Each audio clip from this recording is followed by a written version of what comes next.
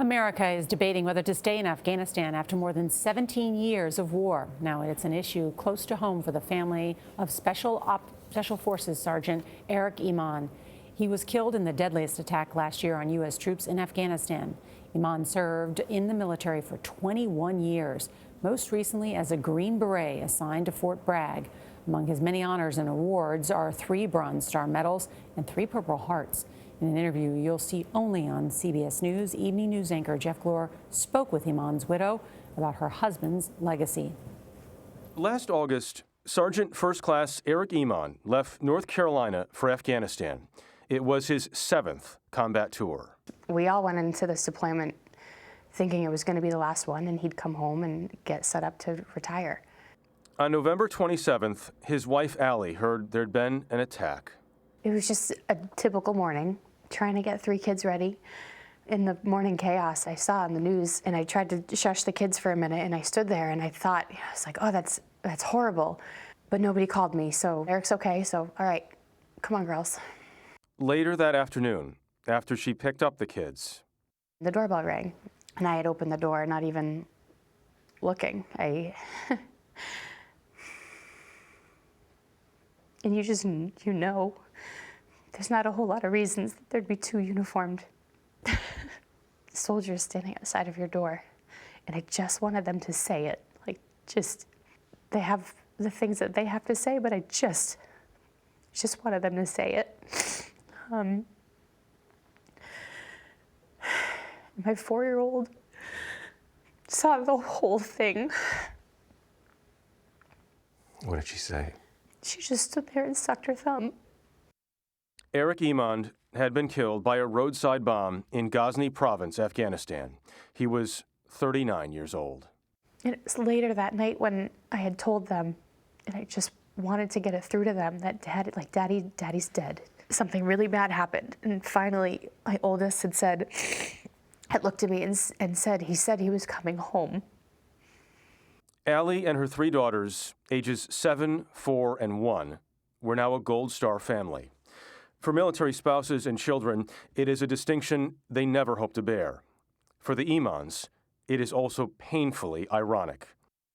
Back in 2009, Eric suffered a traumatic brain injury after an RPG attack in Afghanistan. While he was recovering, he and others, including his friend Dan Magoon, started an organization called Mass Fallen Heroes to help Gold Star families. It angered Eric that those families were forgotten about when all the pomp and circumstance dies down and the flag is presented and families go on. And then a year passes and it's on to the next story, it's on to the next issue. I'd like to begin by thanking each and every one of you for attending our 2nd annual Fallen Heroes Memorial Gala. For the next 8 years, Eric devoted so much of his life to his country and Gold Star families. His death leaves behind a new one. That's all we told them, is that Daddy's a good guy, and good guys always win. And we just lived in this blissfully ignorant bubble of Daddy's going to be fine and Daddy's going to come home. That's how we lived our life. Whether he was home, whether he was deployed, everything was centered around him. He knew the dangers. Yeah. He just shielded them. And me. Mass Fallen Heroes has supported Allie and the girls every step of the way. In May, Eric's name will appear on the country's first memorial for U.S. troops killed in Iraq and Afghanistan. Located in his home state, it's in downtown Boston. Eric helped build it. What do you want people to know about Eric? Every choice he made was for other people, was for the betterment of others, whether it be his family or his country. I was able to meet Marines that he served with, and they would say to me, he made me the person I am. And all I could say back was me too. He was an incredible person. He couldn't have been a better man. And I guess I just want people to know that. Jeff Glor joins us now. He sounds like an incredible man. Yes. In every way. Yeah. How can people help families of fallen heroes? Go to Mass Fallen Heroes. This is a group that their mission has changed now because they lost their quarterback. But that's what they try to do. They try to help all of these families, not just Allie in particular. She wants to stay in her home in North Carolina now.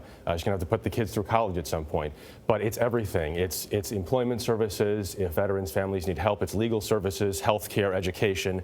They try to fill those holes wherever they can when that money comes in.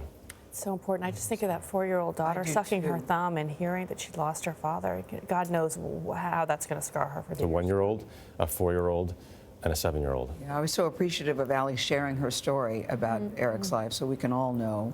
We are very thankful to her, and spoke to her last night, and we're going to continue to talk. All right, Jeff, thank you. Amazing Yeah. piece, Jeff. Thank you, Jeff. Thank you.